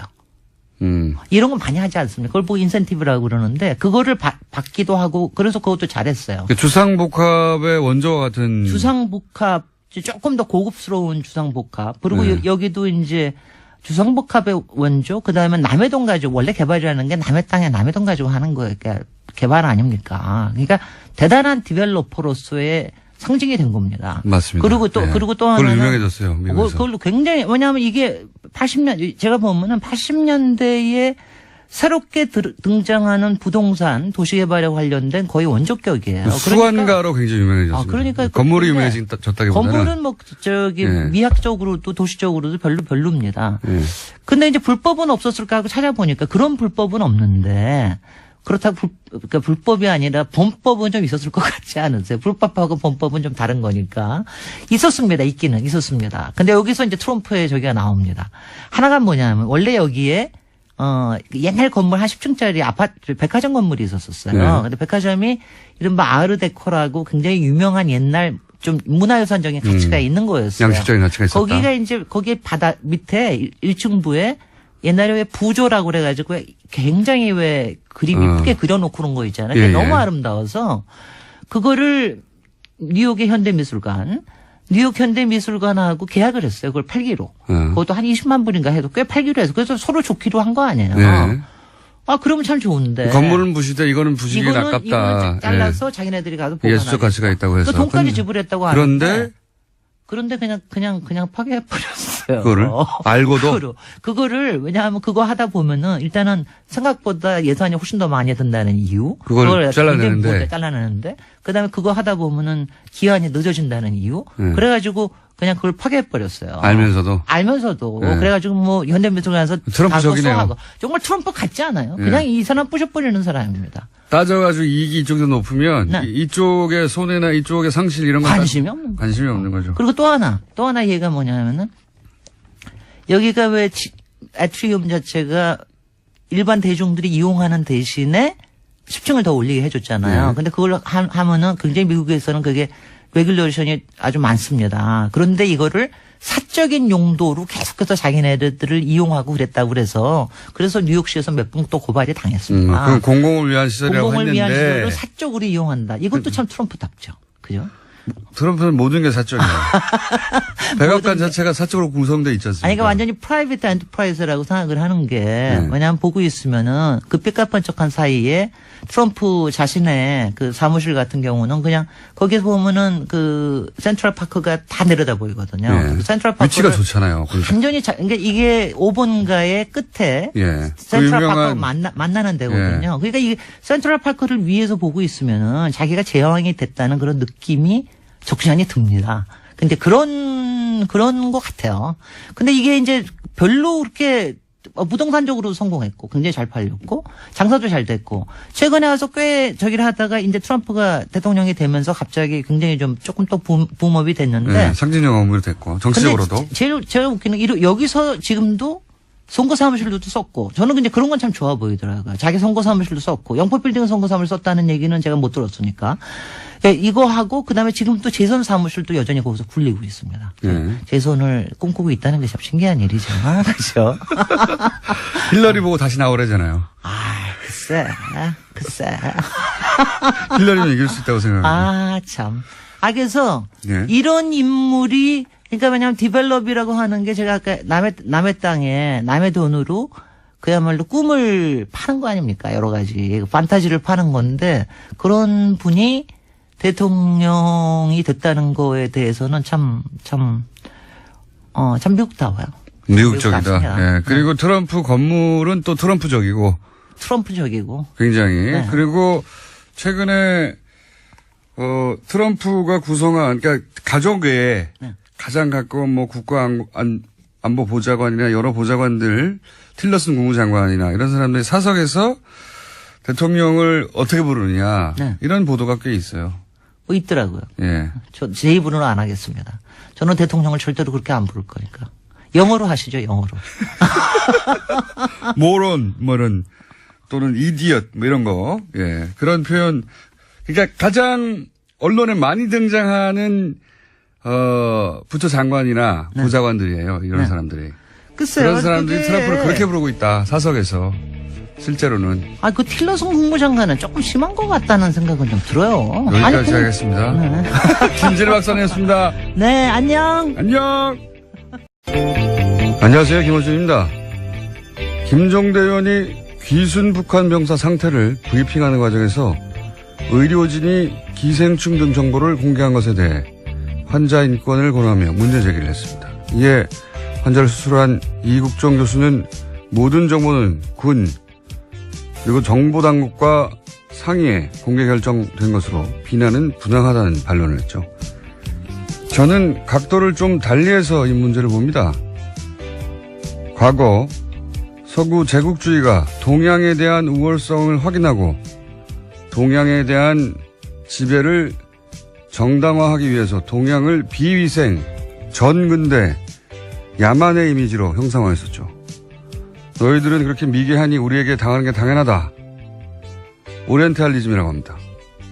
환자 인권으로 표현된 김종대 의원이 느낀 불편함의 본질은 우리 남한이 목숨을 걸고 기순한 한 병사의 기생충까지 동원해서 북한에 대한 우월성을 확인하고자 하는 그런 졸렬함에 대한 것이 아니었을까. 물론 그런 불편함이었다면, 그런 종류의 불편함이었다면 그 비판은 당국과 협의하에 의학적 팩트를 브리핑한 이 교수 개인이 아니라 정보 공개 범주를 정한 당국과 기생충 화면을 대대적으로 보도하며 북한의 비위생만을 강조한 미디어에 포커스했었다면 하는 아쉬움이 있습니다. 하지만 남한이 우리 미디어가 북한을 상대하는 그 멘탈리티에 대한 문제 제기로는 의미가 있다. 이것도 생각이었습니다. 이게 이렇게까지 큰 논란이 될 줄은. 네, 계속해서 실시간 검색 순위에 있던데요. 여기 잠깐만 하자면, 왜냐면 굉장히 예리하기 때문에 제가. 시간이 별로 없다고 하셨던 것 같은데요. 네, 이거 하다 끝내면 되죠. 네, 잠깐요. 네. 김종대 의원의 문제 제기가 이게 빛을 발하지 못한 이유는 프레임을 너무 좁게 잡았기 때문에 제가 보기에는 뭐냐면 환자 인권만으로 프레임을 잡았잖아요. 그러니까 의사가 직접 타겟이 되어버리는 건데 이렇게 생각해 보면 만약에 이런 정치적 상황을 완전히 배제하고 의학적으로만 동일한 상황이다. 그러니까 남한의 병사가 그 구역에서 똑같은 총격을 당해가지고 사경을 헤매는데 수술 과정에서 회복을 지연시키는 회충이 발견됐다. 이런 똑같은 상황을 남한 병사로 생각해봐요. 근데 우리 군 당국이나 정보 당국이 자 회충을 공개합시다 했을 것인가? 저는 안 했을 거라고 봅니다. 그리고 미디어가 그걸 크게 종편에서 기생충 화면을 집중적으로 띄웠을 것인가? 저는 안 했을 거라고 봅니다. 만약에 그렇게 했으면 그 남한 병사가 그러면 향후 사회생활 어떻게 하라고 하냐, 이런 인권 문제나 사생활 보호 문제 당연히 나왔겠죠. 그러니까 그런 측면에서 인권을 이제 얘기한 거예요. 그렇게 생각하면 기생충 화면을 대문짝만하게 보도한 종편이나 보수매체의 졸렬한 의도나 제가 얘기한 그런 멘탈리티 문제가 있다. 그런 차원에서 지적의 의미가 있는데 이게 문제는 뭐냐면 이 사건은 그렇게 단순히 의학적인 케이스가 아니다. 여기에 북핵으로 대처하는 상황에서 기순한 북한 병사. 총격당해서 유독한 북한 병사를 살려내는 남한의 의술. 게다가 평판이 아주 높은 의사. 최윤수 전 국정원 2차장 같은 경우에도 혐의 선상에 같이 올랐습니다. 그렇군요. 주명호, 소위 이제 최순실 라인, 전 국장의 공범으로 적시되고, 네, 공소장에 그렇게 쓰여 있다라는 겁니다. 불법 사찰의 지시는 우병우 전 수석으로부터 받았다. 예. 이번에도 빠져나갈까요? 우병우 전 수석이. 그런 뉴스가 있고요. 그 외에 양지열 변호사 연결돼 있기 때문에. 네, 하나만 더 전해드릴까요? 예, 차은택 씨가 어제 1심에서 징역 3년의 실형을 선고받았습니다. 여기에는 중요한 부분이요. 박근혜 전 대통령이 공범으로 명시됐다라는 겁니다. 사실 박근혜 전 대통령은 이제 너무 많은 혐의와 너무 많은 사안에서 공범 혹은 직접 지시기 때문에,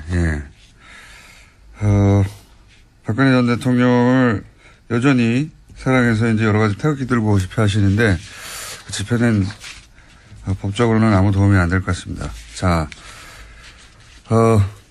지금 김관진 전 장관이 구속 적부심을 통해 석방된 사안 가지고 이정열 판사님의 개인적 사정으로 연결이 안 돼서 아침에 연락했더니 대타 양지열 변호사님 연결됐습니다. 안녕하십니까? 또 그 사이 전화 끊어졌어요? 예. 기다리다가 삐졌나봐요. 전화 연결됐다는 소리 듣고 제가 들어왔는데 다시 연결됐습니까? 예. 큰 도움이 안 되네요. 지금 30초를 까먹었어요. 변호사님? 예, 여보세요? 네. 대타가 이렇게 뭘 까먹어요? 시간을. 자, 빨리 얘기합시다. 예. 이게 굉장히 이상한 사건입니다. 예. 그죠? 정말 황당했습니다. 예. 예. 밤에 저도 보고. 예. 원래 구속적부심이라고 하는 게 변호사들이 요즘에는 청구 자체를 잘 안 하거든요. 그러니까요. 예. 예, 왜냐면 이게 판사들이 싫어해요. 그러니까 구속적부심은 재판에 넘기기 전에 예. 그 전 단계에서 그 전에 영장실질심사를 했던 판사가 영장을 내준 게 잘 됐느냐 못 됐느냐를 보는 거고. 판사끼리도 서로 싫어하게 되죠. 그렇죠. 당연히. 그러니까 판사가 싫어한다는 얘기는 뭐냐면 이걸 또 합의에서 보거든요. 예. 그러니까 일종의 항소심으로 보는 겁니다. 네네. 그러니까 이게 판사 입장에서는 아니 이 일을 전문적으로 하는 판사가 있는데 네. 그거를 구속된 지 얼마 지나지도 않아서 기소를 하기도 전인데 갑자기 이게 잘못됐다라고 주장을 하면 당연히 판사들이 싫어할 수밖에 없고 그래서 실제로 실무에서는 중간에 폭력 사건 같은 경우 이런 합의를 받다거나 예. 새로운 상황이 발생할 경우 예, 몸이 많이 아프거나 부모님이 돌아가셨거나 이랬을 때만 신청하는 거고요. 저도 그렇게 알고 있는데 서울중앙지방법원 같은 경우 제가 찾아보니까 작년에 예. 한 170건 정도 신청을 해서 30건이 조금 넘게 나왔어요. 인용이 됐어요. 네. 그러니까 실제 인용률만 놓고 보면 20%인데 예. 문제는 작년에 서울중앙지방법원에서 처리한 1심 사건이 한 5천 건이 넘어요. 예. 그러니까 전체 사건 대비로 봤었을 때 이렇게까지 나오는 거는 5천 건 중에 33건이니까 예. 몇 퍼센트입니까? 정말 계산을 미리 하셨어야죠. 예. 계산을 제가 산수는 약해요. 근데 1%도 안 된다. 예.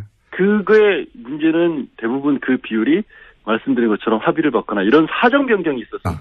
여기에 이제 남반보다 굉장히 열등하다고 비위생적인 북한을 알리기 좋은 기생충이라는 소재의 등장.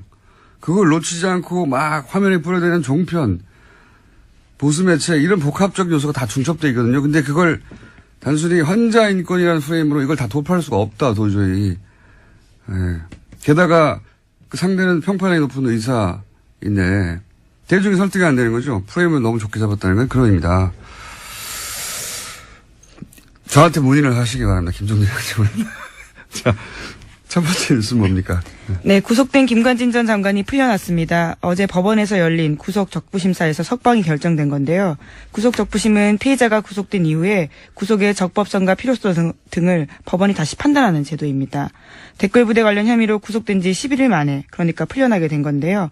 관련한 판단을 한 법원 같은 경우에는 위법한 지시 및 공모 여부에 대한 소명의 정도, 변소 내용 등에 비춰볼 때 범죄 성립 여부에 대한 다툼의 여지가 있다라고 판단했습니다. 뿐만 아니라 김관진 전 장관의 주거가 일정하고 도주 우려나 증거인멸의 염려가 없다라고 판단했습니다. 이정열 저희 영장 해설 판사님이 나오실 찬스인데 오늘 수능 예. 학부모신가요? 예. 하필 예. 자녀 수능이라 저는 운전 중입니다. 그래서 그렇다고 우리가 이게 포기할 수 없잖아요. 이 예, 방송을 듣고 계실 예. 수도 있겠네요. 대타 있습니다. 양지열 변호사라고. 예, 대단히 부족하지만 잠시 후에 뉴스를 또 해설하기 위해서 대타 양변을 연결할 예정입니다. 이게 소위 이제 적폐 수사에서 제가 알기로는 과거 누구였죠? 김경숙 교수. 예, 김경숙 교수가 이제 질병, 암. 예, 당시 암위기라고 이야기하면서요. 예, 암위기 질병을 이유로 구속적부심을 요구했고, 예. 그때 그때 이제 안 됐죠. 예, 기각됐습니다. 증거인멸의 우려가 있다면서요. 예. 심지어 같은 재판부였습니다. 형사합의 51부요. 적폐 수사에서, 소위 적폐 수사에서 구속적부심을 요구한 자체가 처음이에요. 그걸 제외하고. 질병, 암위기라서 한 걸 제외하고, 그냥 법리적으로 다퉈보겠다고 한 자체가 처음이고요. 예. 석방된 것도 당연히 그럼 처음이죠. 저는, 왜냐면 구속영장 자체가 굉장히 어렵게 보수적으로 떨어지고 있었거든요. 그러니까 구속영장까지 떨어졌는데 또 한 번 묻는 이런 사례가 없어요, 사례가. 그래서 저는 이걸 신청한 자체가 될 줄 알았나? 하는 생각이 들 만큼 이례적이고 떨어진 건 더 이례적이죠. 이상합니다. 대통령에게 보고하고 지시 받았다고 직접 얘기했는데 부하들은 또 구속됐거든요. 해설은 다소 부족하겠지만 에이, 자꾸 부족하다 그러시는 건가요? 영장 실질심사를 안 해본 분이잖아요. 이분은. 네, 양변과 잠시 후에 해보기로 하겠습니다. 다음 뉴스는요? 네, 어제도 박근혜 전 대통령의 세월호 참사 발생 당시에 성형시술 의혹에 대해서 말씀드렸는데요. 또 다른 성형시술 내용에 대해서 SBS가 추가로 보도했습니다. 세월호 실종자 수색이 난항을 겪을 때도 참사 이후 처음 대국민 사과를 발표할 즈음에도 박근혜 전 대통령에 대한 성형시술이 이뤄졌다라고 특검이 판단하고 있다라는 겁니다. 시점은 5월 12일과 13일인데요. 비선 의료를 했던 김영재 원장 그리고 또 부인까지도 카드 사용 내역과 휴대전 때지 아무 사정 변경이 없었고 김관진 전 장관이 갑자기 부모님이 돌아가셨을 리는 없잖아요. 그 연세에. 이게 이건 말하자면 법리 10일 만에 법리 판단을 새로 했다는 거거든요. 아무것도 없는 거, 아무 변경 사항도 없는데. 그렇죠. 갑자기 도주우려나 증거인멸 우려가 없다라고 갑자기 법원이 본 거예요. 이게 보통 이럴 경우 변호사가 아이고 그거 해봐야 소용 없습니다. 라고 하거나. 실제로 소용없다고 하는 정도가 아니라 예. 그러니까 양형 사유에서 나중에 법원에 이른바 궤심죄에 걸릴 수 있으니까 예. 하지 말라고 합니다. 게다가 알려요. 그래서 이 적폐 관련 수사 작년부터 시작해서 저 김경수 교수가 질병 이를 이유로 그렇죠. 한 번 청구한 이후로는 처음이에요. 처음. 고영태 씨는 체포 적부 심사를 청구를 했다가 기각됐어요. 예, 그건 다른 이야기고 구속 적부. 예, 하여튼 그러니까 구속 적부심에 체포 구속 적부심을 넓게 크게 하나 보니까 그 두 건밖에 없는데 기각됐고 또 이 사건은 그러니까 그때는 암이었을 때도 기각됐거든요. 그렇죠. 뭐 기억하시겠지만 갑자기 이렇게 다 지우고 모자 쓰고 나타났잖아요. 또 없애고 이런 상황에서 그러니까 정말로 애초에 날 구속시키면 안 된다라는 걸 강력하게 보여줬는데도 구속시켰고 이후에 또 진단서까지 첨부를 해서 정말 심각한 상태라고 했는데 결국에 안 풀어졌거든요. 그러니까 구속이라고 하는 것 자체가 2008년 이후에 급속도로 줄어들었어요. 그러니까 구속이 줄어드니까 구속에 대해서 적부심사 청구하는 일은 정말로 줄어든 거죠. 인용도 잘 안 되고. 적폐 수사 관련해서는 아무도 신청을 안 했다니까요. 질병위에. 안 할 수밖에 없는 게 밑에 지금 김관진 전 장관 같은 경우에는 그때 국방부 장관 했을 때 부하직원은 실형까지 받았거든요. 벌써. 그거를 그리고 내가 지휘를 했노라는 걸 본인이 인정을 한 상황인데. 대통령이 그래서 그래서 그 위에 이제 지금 얘기한 것처럼 이명박 전 대통령이 지시를 받고 있다는 얘기까지 했기 때문에 그러면 상식적으로 이명박 전 대통령 수사와도 직결되는 문제인데 그거를 갑자기 아무 특별한 사정 변경도 없이 구속 사유가 없어졌다고 보는 거는 정말 이해하기 어렵죠. 저는 지금까지 쭉 이야기한 대로 청구 자체가 이상하고 그래서 이거 이미 신청할 때 인용될 줄 알았나? 이렇게 생각이 들 만큼 이상한 일이다. 저는 바보 됐어요. 절대 그럴 일 없다고. 기자분들이 여러 번 전화를 했었는데 절대 그럴 일 없다고. 왜 하는지 모르겠다고. 저도 그렇게 알고 있었는데 더 깊이는 양 변호사님께서 대답할 수준이 안 되기 때문에. 아니 새벽에 지금 전화 걸어서 뭐 하는 짓입니까 이게. 판사를 안 해보셨기 때문에 기본적인 사항은 충분히 저희가 이해했습니다. 저도 그렇게 생각하고요. 예. 네. 알겠습니다. 네, 대타 고생하셨고요. 스튜디오에서 꼭 뵙겠습니다. 감사합니다. 네, 고맙습니다.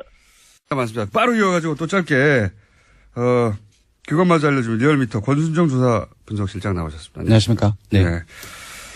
빨리빨리 가죠. 네네. 숫자 딱딱딱.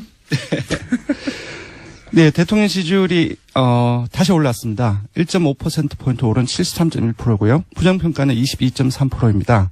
60대 이상 TK 보수층에서 상당히 많이 올랐어요. 60대 이상 TK. 위치 기록을 바탕으로 특검이 그렇게 판단했다라고 합니다.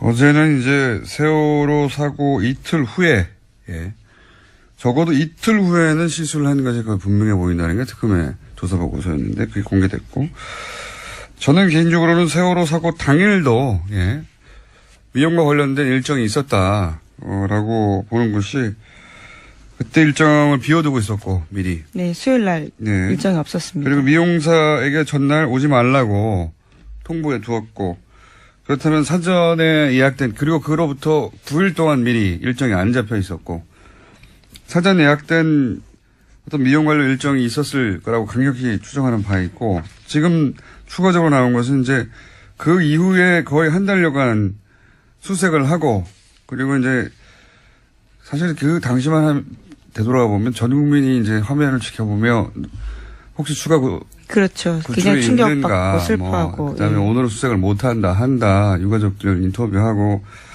그리고 이제 길에 나가서 뭘 사질 않는다. 사람들이 저녁에 술을 안 마신다. 이럴 정도로 그런 상황이었는데 계속해서 수술을 했다는 거죠. 예. 네, 5월 한 달에만 비선 의사 부부가 최소 5차례 방문했다라는 것이 특검의 판단입니다.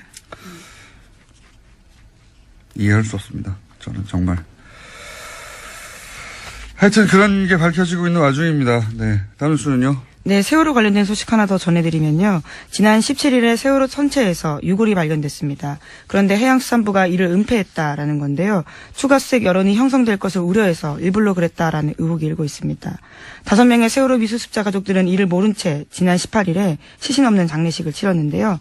당시 유골 수습 보고를 받았던 해수부 현장수습본부의 김현태 부본부장이라고 있습니다.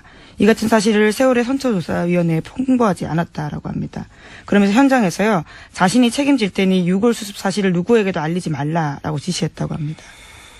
그러니까 이제 이 미수습 가족들하고 여기서 그칩시다. 여기까지만 합시다라고 다 얘기돼 있는데 또 유골이 나오니까 그럼 연장하게 될까 봐 이 사실을 숨겼다는 거잖아요. 저는 이게 현장의 부본부장 정도가 내릴 수 있는 결정이 아니라고 봅니다. 예. 누가 이 결정을 내리는지 파악을 해야 된다고 생각이 들고요. 본인이 유골이 나왔는데 이제 그만하자라고 결정할 위치에 있는 사람이 저는 아니라고 보거든요. 예. 이게 이제 그래서 겨우 5일 만에 들켰잖아요. 누가 왜 이런 결정을 내리는지 반드시 파악해봐야 된다고 보고 문재인 대통령도 여기에 대해서 왜 이런 일이 벌어졌냐고 이해할 수 없다고. 그렇게 이야기했죠. 유골이 나오면 계속 수습해 가야 되는 거고 찾아야 되는 거거든요.